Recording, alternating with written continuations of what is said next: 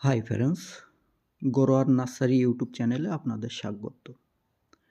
তো দেখতে পাচ্ছেন ৪টে ভ্যারাইটির কিছু আলোচনা করব আজকের। তো বাণিজ্যিকভাবে চাষ করা যেতে পারে এগুলো। চাষও হচ্ছে বাণিজ্যিকভাবে। তো দেখতে পাচ্ছেন এটা হচ্ছে ফ্রান্সি মালটা। এটা পুরো হলুদ হয়ে থাকে আর এটা লেড ভ্যারাইটি একটা। এটা সাতসুমাটাও খুব সুন্দর ভ্যারাইটি। এতে প্রচুর ফলন ছিল। আপাতত নেই, কিছু হারভেস্ট হয়ে গেছে। তো এগুলো সবই ব্যারেলে লাগানো আছে দেখতে পাচ্ছেন। আপনারা বাণিজ্যিকভাবে চাষ করতে পারেন, ফ্রান্সি মালটা চাষ করতে পারেন, ওয়াশিংটন নিভাল চাষ করতে পারেন। খুবই সুন্দর ভ্যারাইটি, খুবই আমাদের এই ওয়েদারে সাকসেস ভ্যারাইটি এসবগুলো। তো এসব ভ্যারাইটিগুলো আপনারা চাষ করতে পারেন।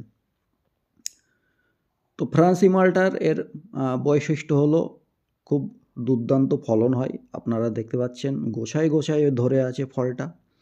সাতসুমাটাও খুব সুন্দর হয়ে থাকে। এটা বাণিজ্যিকভাবে আপনারা চাষ করতে পারেন। আর এর খাবারের পরিমাপটা খুবই কম দেবেন। লেবুতে অতটা খাবার প্রয়োজন হয় না।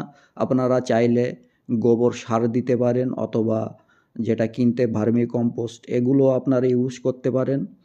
আর পরিমাণ মতন জল দেবেন। জল প্রয়োজন হলে, বেশি জল এতে চলে না লেবুই।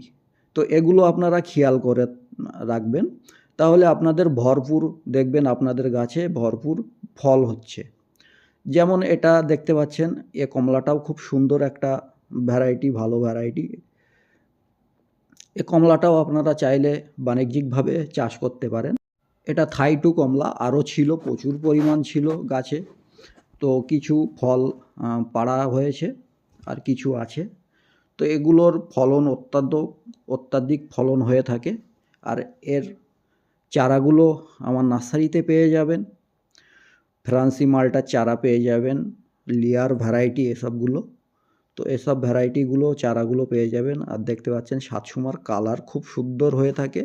ফ্রান্সি মালটাটা এটা আগস্টের ফার্স্ট থেকে লাস্টের ভিতরেই আপনাদের হারভেস্ট করে ফেলাতে হবে, না তো এগুলোর রস শুকিয়ে যায়। অত্যন্ত মিষ্টি হয়ে থাকে। আর কালার দেখতে পাচ্ছেন, কালার দুর্দান্ত কালার হয়ে থাকে।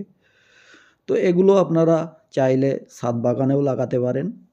অথেন্টিক ভ্যারাইটি এসবগুলো। কন্ট্যাক্ট করবেন, কন্ট্যাক্ট নাম্বার স্ক্রিনে দেওয়া থাকবে।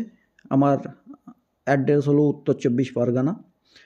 চ্যানেলে নতুন হয়ে থাকলে চ্যানেলটা সাবস্ক্রাইব করে রাখবেন আর শেয়ার করে দেবেন।